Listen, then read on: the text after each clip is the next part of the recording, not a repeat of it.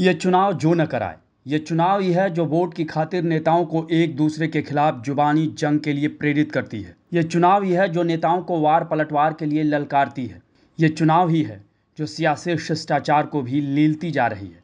और इसकी ताज़ा मिसाल है कांग्रेस अध्यक्ष मल्लिकार्जुन खड़गे और केंद्रीय गृह मंत्री अमित शाह के बीच प्रधानमंत्री मोदी पर एक टिप्पणी को लेकर एक दूसरे के खिलाफ खींची तलवार। दरअसल हुआ ये कि कांग्रेस अध्यक्ष मल्लिकार्जुन खड़गे रविवार को जम्मू कश्मीर में आखिरी चरण के चुनाव प्रचार के लिए जसरोटा में थे, जहां उन्होंने एक जनसभा के दौरान प्रधानमंत्री मोदी पर बड़ा हमला बोला। उन्होंने कहा कि कांग्रेस पार्टी जम्मू कश्मीर के स्टेटहुड के लिए लड़ेगी, चाहे कुछ भी हो, हम ऐसे छोड़ने वाले नहीं हैं। और भले ही मैं 83 साल का हो गया हूं, लेकिन इतना जल्दी मरने वाला नहीं हूं, और जब तक मैं मोदी को नहीं हटाऊंगा तब तक जिंदा रहूंगा। आपकी बात सुनूंगा और आपके लिए लड़ूंगा भी। स्टेटहुड का तो मैं बोला हूँ, स्टेटहुड जरूर देंगे और उसके लिए हम जरूर लड़ेंगे, चाहे कुछ भी हो। मैं ऐसा ही छोड़ने वाला नहीं। अब मेरे को तो 83 इयर्स चल रहे, इतना जल्दी मरने वाला नहीं हूँ। जब तक मोदी को नहीं हटाएंगे तब तक मैं जिंदा ही रहूंगा, आपकी बात सुनूंगा, आपके लिए लड़ूंगा। लेकिन अभी मल्लिकार्जुन खड़गे इसके आगे और भाषण दे पाते कि तभी उनकी तबीयत अचानक बिगड़ गई और उन्हें बीच में ही अपना भाषण रोकना पड़ा। फिर खड़गे को वहीं सोफे पर बैठाया गया और बाद में अस्पताल में डॉक्टरों ने उनका चेकअप किया और फिर वो दिल्ली के लिए रवाना हो पाए। इसी बीच प्रधानमंत्री मोदी को भी मल्लिकार्जुन खड़गे की तबीयत खराब होने की खबर मिली। उन्होंने फ़ोन करके खड़गे जी का हालचाल जाना। यहाँ तक तो सब ठीक रहा, लेकिन प्रधानमंत्री मोदी पर खड़गे का दिया बयान बीजेपी नेताओं को कहां रास आने वाला था। उन्होंने खड़गे पर पलटवार करना शुरू कर दिया। मोर्चा खुद केंद्रीय गृह मंत्री अमित शाह ने संभाला और सोशल मीडिया प्लेटफॉर्म एक्स पर लिखा, कल कांग्रेस अध्यक्ष मल्लिकार्जुन खड़गे ने अपने भाषण में अपमानजनक बातें कहकर खुद अपने नेताओं और अपनी पार्टी को पीछे छोड़ दिया है।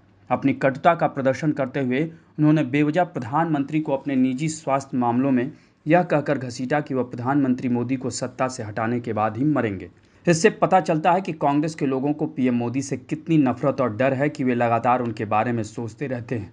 जहां तक खड़गे जी के स्वास्थ्य की बात है तो पीएम मोदी, मैं और हम सभी प्रार्थना करते हैं कि वे लंबे समय तक स्वस्थ रहें, वे कई वर्षों तक जीवित रहें और 2047 तक विकसित भारत का निर्माण देखने के लिए जीवित रहें। कहीं ना कहीं अमित शाह ने तंज भी कसा है। अब गृह मंत्री अमित शाह का ये पोस्ट आना था कि कांग्रेस नेता उन पर जैसे टूट पड़े। पहले जयराम रमेश ने कहा कि मल्लिकार्जुन खड़गे की तबीयत में सुधार होने के बाद वो फिर से प्रचार के लिए लौटेंगे, लेकिन गृह मंत्री अमित शाह को अपने काम और मणिपुर पर फोकस करना चाहिए।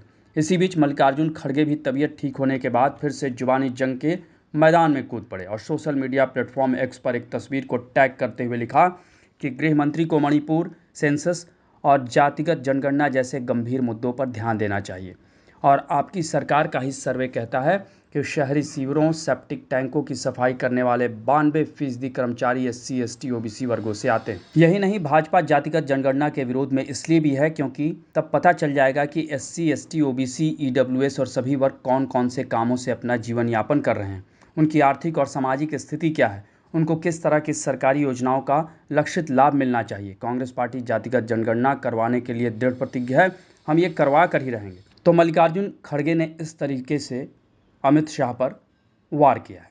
बहरहाल चुनाव प्रचार के दौरान नेता जिस तरह एक दूसरे पर निशाना साधने के दौरान मर्यादाओं की सीमा लांघ रहे हैं, तो दूसरी तरफ नेता अब सियासी शिष्टाचार को भी जिस तरह दरकिनार करते जा रहे हैं, उससे तो यही लगता है कि वो दिन दूर नहीं जब सियासत में शिष्टाचार दुर्लभ और विलुप्त शब्द हो जाए। आपको हमारी ये रिपोर्ट कैसी लगी उसे कमेंट बॉक्स में ज़रूर बताएं और अन्य खबरों से अपडेट रहने के लिए बने रहें हमारे साथ, क्योंकि हम हैं बुलंद भारत टीवी, ताकत आपकी।